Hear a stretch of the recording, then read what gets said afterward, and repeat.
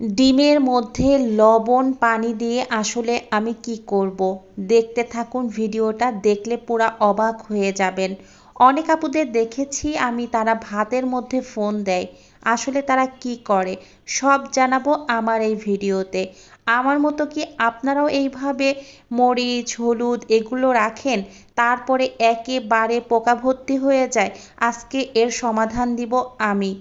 অনেকের চিন্তাধারা মনে হয় আমার মতোই হয়। আমি একটা কিয়ামের কড়াই কিনে কি পরিমাণ ঠকেছি। আসলে কি ঠকেছি সব জানাবো আমার ভিডিওতে। কিছু অজানা অবাক করা টিপস থাকবে, দেখতে থাকুন আমার এই ভিডিওটা না টেনে।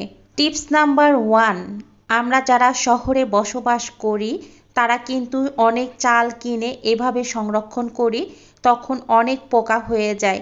আমরা যেহেতু শহরে বাস করি সেক্ষেত্রে কিন্তু নিম পাতা পাই না। তাহলে আমরা কি করব, এখানে কিছু তেজপাতা আর মরিচ দিয়ে রাখবেন, দেখবেন আপনার চালের মধ্যে একেবারে পোকা হবে না। আমাকে এই টিপসটা কে শিখিয়েছে জানেন?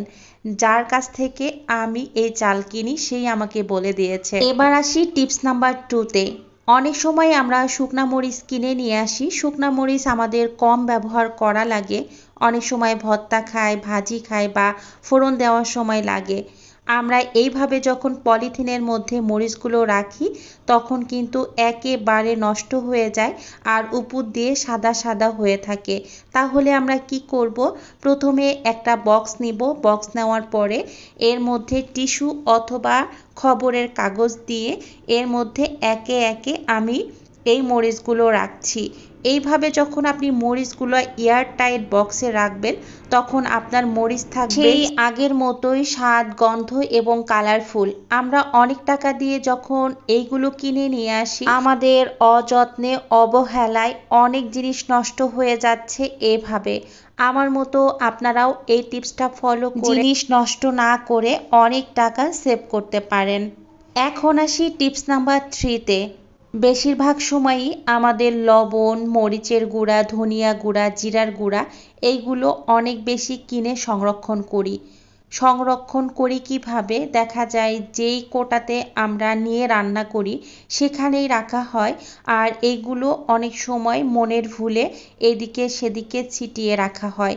তখন কি হয়, আমাদের এই পলিথিনগুলোর মধ্যে কিন্তু অনেক দিন রাখার কারণে এর মধ্যে পোকা হয়। তাহলে আমরা কি করতে পারি, এইরকম একটা কোটা নিয়ে হলুদ মরিচের গুঁড়া ধনিয়া গুঁড়া জিরার গুঁড়া এই কন্টেনারের মধ্যে রেখে তারপরে ফ্রিজে সংরক্ষণ করতে পারি। যদি অনেক বেশি হয় তাহলে আপনারা অবশ্যই ফ্রিজে রাখবেন, তাহলে এটার স্বাদ গন্ধ অটুট থাকবে। আর যদি 1 মাসের জন্য নিয়ে আসেন তাহলে এইরকম একটা এয়ারটাইট কন্টেনারে রাখবেন, তাহলে এগুলো শক্ত বা দানাদার হয়ে যাবে না, অনেক সুন্দর থাকবে। এখন আসি টিপস নাম্বার 4-এ। তেজপাতা আমাদের সচরাচর প্রতিটা তরকারিতেই ব্যবহার করতে হয়। এইভাবে বড় বড় করে যখন আমরা তেজপাতা রাখি বা পলিথিনের মধ্যে রাখি রান্না করার সময় অনেক বেশি ঝামেলা হয়। দেখা যায় তরকারি রান্না করতেছি সেই সময় তেজপাতা ছিঁড়ে আবার রেডি করে দেওয়াটা আমার কাছে মনে হয় অনেক কষ্টসাধ্য। আমরা কিছুটা তেজপাতা এইভাবে কেটে একটা কন্টেনারের মধ্যে রেখে দিলে রান্নার সময় আপনার খুব সহজভাবে এখান থেকে নিয়ে ব্যবহার করতে পারবেন। আর তেজপাতাগুলোও নষ্ট হবে না, এইটার স্বাদ গন্ধ সব সময় অটুট থাকবে। আপনাদের আর একটা কথা মনে করিয়ে দিতে চাই, যারা ভিডিওটা এ পর্যন্ত দেখেছেন এখনো একটা লাইক করেননি, প্লিজ ভিডিওটাতে একটা লাইক করে আবারও ভিডিওটা দেখতে থাকবেন। আশা করি আমার এই ভিডিও থেকে আপনারা অনেক বেশি উপকার পাবেন। এখনও যারা আমার চ্যানেলটা সাবস্ক্রাইব করেননি প্লিজ আমার চ্যানেলটা সাবস্ক্রাইব করে আমার সাথে থেকে আমাকে সবসময় সাপোর্ট করবেন। টিপস নাম্বার 5, আমার মতো কে কে আছেন গ্রাম থেকে এইরকম দারচিনি এলাচ লবঙ্গ গোলমরিচ সব কিছু নিয়ে এসে 1 বছর সংরক্ষণ করেন? অনেক আপুদেরই দেখেছি তারা গ্রাম থেকেই এই এলাচ দারচিনি নিয়ে এসে থাকেন। আমি আমার বাড়ি থেকে 6 মাস আগে এগুলো নিয়ে এসেছিলাম, আলাদা আলাদা প্যাক করে রেখেছিলাম। এর থেকেও বেশি খাওয়া হয়ে গিয়েছে। আর অবশিষ্ট এগুলো ছিল, আমি এখনও বের করেছিলাম না, আজকে বের করে আমি যেহেতু এগুলো সংরক্ষণ করব তাই আপনাদের সাথে শেয়ার করে দেখাচ্ছি আমি কিভাবে এগুলো সংরক্ষণ করি। যে দারচিনিগুলো একটু বড় সাইজের আছে সেগুলো ভেঙে ভেঙে নিচ্ছি যাতে করে কৌটার মধ্যে রাখলে অনেক বেশি সুবিধা হয়। আমি শুধু কৌটার মধ্যে রাখি না, এটা কোথায় রাখি জানেন? ফ্রিজের মধ্যে রাখি যাতে করে এটার স্বাদ গন্ধ একদম পারফেক্ট থাকে। এলাচ দারচিনি এগুলো যদি স্বাদ নষ্ট হয়ে যায় বা ঘ্রাণ নষ্ট হয়ে যায় তখন কিন্তু তরকারির মধ্যে দিলে একদম ভালো লাগে না। আমি ঠিক এইভাবে কন্টেনারের মধ্যে রেখে ফ্রিজে রেখে দিই, তাহলে আমার এই এলাচ দারচিনির গন্ধটা একদম পারফেক্ট থাকে। আপনারা কিন্তু চাইলে আমার এই টিপসটা ফলো করতে পারেন।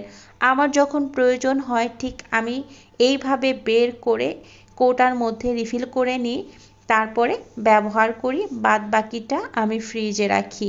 এবার আসছি টিপস নাম্বার 6-এ।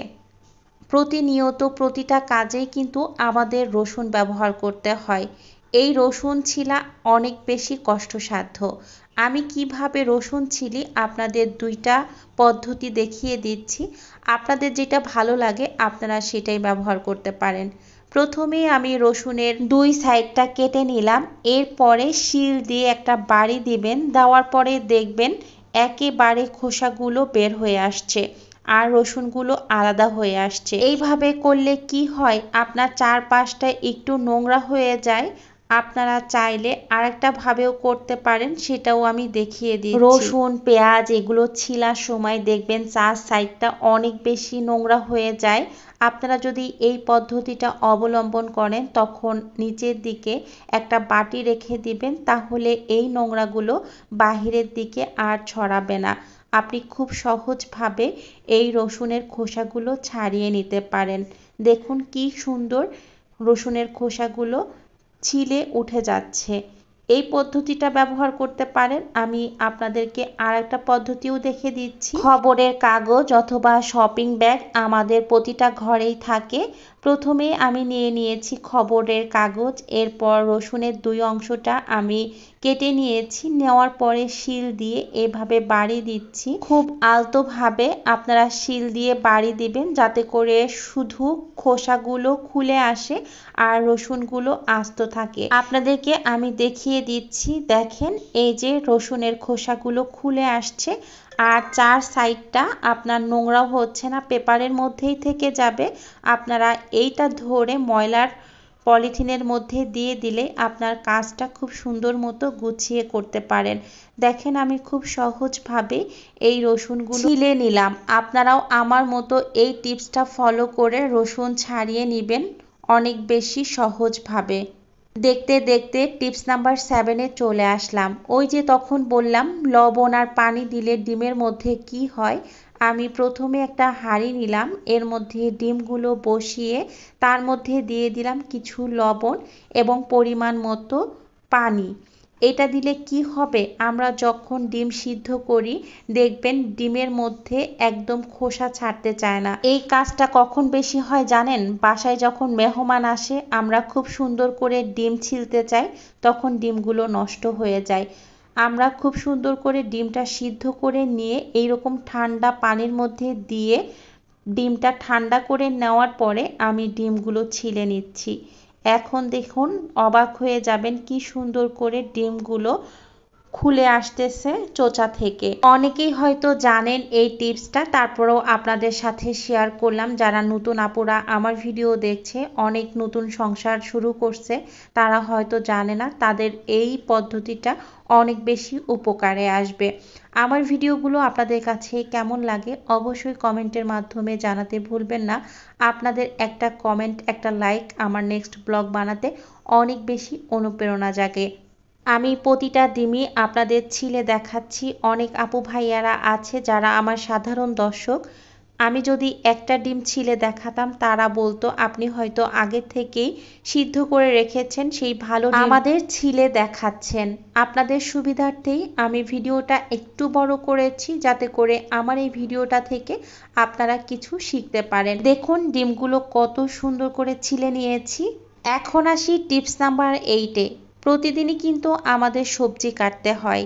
সবজি কাটে না এমন কোনো মানুষ নাই, কিন্তু চারপাশ দিয়ে যে এত বেশি নোংরা হয় সেটা পরিষ্কার কিন্তু আমাদেরকেই করতে হয়। আমরা যদি একটু বুদ্ধি খাটিয়ে এইভাবে সবজিগুলো কেটে নিতে পারি তাহলে কিন্তু অনেকাংশেই আমাদের কাজ কমে যাবে। তাহলে আমি কিভাবে করছি একটু দেখে নেন। আমার অনেক স্মার্ট আপুরাই আছে যারা এই বিষয়গুলো অনেক বেশি পারদর্শী বা করে থাকে। আমি এই টিপসটা আমার নতুন আপুদের জন্য দিচ্ছি যাতে করে তারা কিভাবে সংসারের জিনিসপত্র কাজকর্ম গুছিয়ে করবে। আমার এই টিপসটা তাদের অনেক বেশি উপকারে আসবে। যখন আমরা সবজি কাটবো তখন এইরকম একটা ঝুড়ি অথবা বাটি দিয়ে রাখলে সবজির চোচাগুলো এখানে পড়বে খুব সহজভাবে। তখন আমরা পলিথিনের মধ্যে ফেলে দিলে চারপাশটা দেখুন আর নোংরা হবে না। সেই কাঙ্ক্ষিত টিপস নাম্বার 9-এ চলেই আসলাম, তাই না? আমি এইভাবে ফোন দিচ্ছি ভাতের মধ্যে। অনেক আপুদের দেখেছি তারাও ফোন কিন্তু ভাতের মধ্যে দেয়। আসলে কি ভাতের মধ্যে ফোন দেয়? একদমই না। কেউ কি চাইবে তার এত দামি একটা ফোন ভাতের মধ্যে দিয়ে নষ্ট করার জন্য? আমাদের তারা বোকা বানায়। তবে হ্যাঁ, আপনাদেরকে আমি অনেক গুরুত্বপূর্ণ একটা টিপস দেখাচ্ছি। যখন আমরা ভাত রান্না করি ভাতের মাড় পড়ে চুলা নষ্ট হয়ে যায়। এখানে আমরা কি করতে পারি, এখানে এই যে এইভাবে ছুরিটা যদি আপনি রেখে দেন তাহলে আপনার ভাতের মাড় চার সাইড দিয়ে পড়বে না, চুলাটাও থাকবে ঝকঝকে পরিষ্কার। অনেককে দেখি আবার তারা তেল ব্যবহার করে। এইভাবে যদি আপনি ছুরিটা রাখেন আপনাকে একেবারেই তেল ব্যবহার করতে হবে না।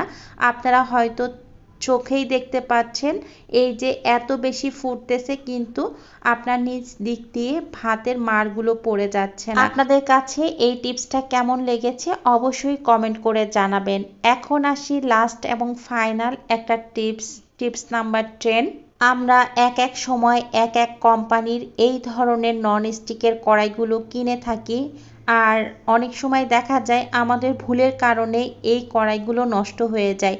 আমি যখন কিয়ামের কড়াইটা কিনেছিলাম পরে ওনাদেরকে গিয়ে অনেক কথা শুনিয়েছিলাম। পরে ওখানকার ওই ভাইয়াটা আমাকে খুব সুন্দর করে বুঝিয়ে বলেছিল আপু এগুলো কোম্পানির সমস্যা না, সমস্যা হচ্ছে আপনারা যখন এটা ব্যবহার করেন একদম গরম অবস্থায় এর মধ্যে পানি ঢেলে পরিষ্কার করেন এই জন্য উপরের অংশটা নষ্ট হয়ে যায়। আমি আমার এক্সপিরিয়েন্স থেকে আপনাদের সাথে শেয়ার করলাম যাতে করে নতুন যখন আপনারা কিনবেন গরম অবস্থায় অবশ্যই এটা পরিষ্কার করবেন না। একেবারে ঠান্ডা হয়ে যাওয়ার পরে তারপরে এই কড়াইগুলো ধুয়ে পরিষ্কার করে নেবেন। আজকের টিপসগুলো কেমন লেগেছে অবশ্যই জানাবেন। আল্লাহ হাফেজ, আসসালামু আলাইকুম।